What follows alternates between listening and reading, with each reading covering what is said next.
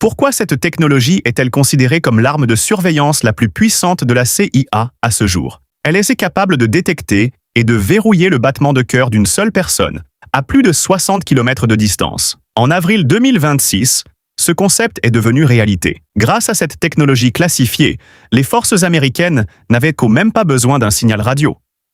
Le système utilise des diamants synthétiques engineered pour créer un capteur quantique longue portée. Fixé à un hélicoptère, il détecte l'infime impulsion électromagnétique d'un cœur qui bat à des kilomètres de distance.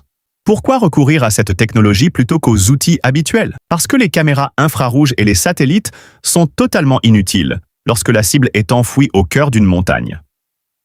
En résumé, la CIA peut désormais traquer votre battement de cœur. En avril 2026, la CIA a levé le voile sur une technologie d'une avance terrifiante.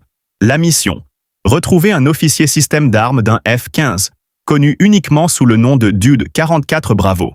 Pour le localiser, l'armée a monté une technologie de détection cardiaque hautement classifiée sur des hélicoptères Black Hawk et des HC-130J Combat King. Développé par le Skunk Works de Lockheed Martin, le système repose sur la magnétométrie quantique. Sur le terrain, il porte un nom bien plus évocateur: Ghost Murmur. À chaque battement du cœur, les muscles se dépolarisent et génèrent un champ électromagnétique infime. Ghost Murmur transpose ce principe à l'échelle du champ de bataille. Son cœur repose sur des défauts microscopiques à l'intérieur de diamants synthétiques, appelés centres azote-lacune, hypersensibles aux moindres fluctuations magnétiques. Montés sur un hélicoptère, ces capteurs déploient un immense filet invisible sur le paysage, capable d'enregistrer l'empreinte électromagnétique d'un cœur humain à des kilomètres de distance. Mais un champ de bataille est saturé de bruits électromagnétiques, champ magnétique terrestre, rayonnement solaire, radar, communication radio. Pour isoler le signal, Ghost Murmur s'appuie sur un puissant moteur d'intelligence artificielle entraîné à accomplir une seule chose: reconnaître le rythme clinique précis d'un cœur humain. C'est comme essayer d'entendre un seul murmure dans un stade bondé. Sauf que ce stade fait 1000 miles carrés de désert. Lorsque Dude 44 Bravo s'est éjecté, il a passé 36 heures caché. Satellites et caméras thermiques étaient inutiles. Enfouis dans un réseau de grottes, aucune de ces technologies ne peut pénétrer des structures aussi massives.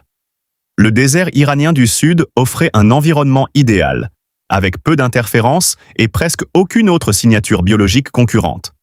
Le système est entièrement passif. Il n'émet aucun signal.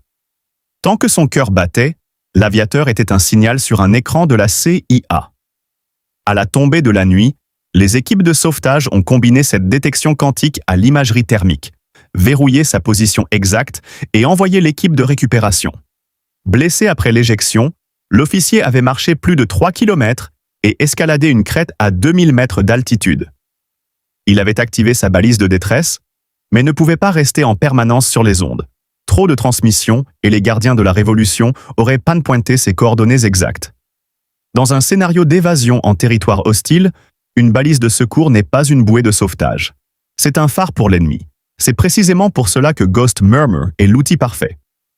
Pour gagner du temps, la CIA a lancé une campagne de désinformation en Iran, faisant fuiter des rumeurs d'une exfiltration terrestre. Cela a parfaitement fonctionné et détourné les ressources iraniennes de la véritable zone d'extraction.